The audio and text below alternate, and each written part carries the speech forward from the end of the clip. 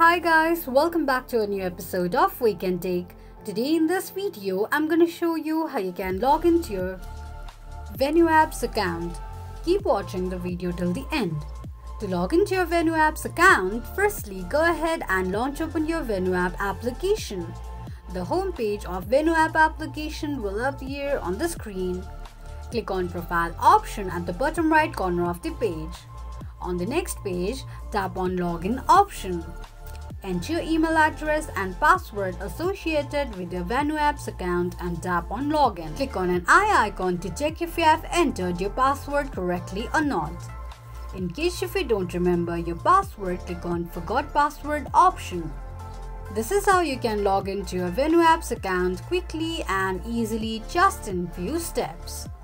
If you have any thoughts or queries, let us know in the comments section. Don't forget to subscribe to our channel.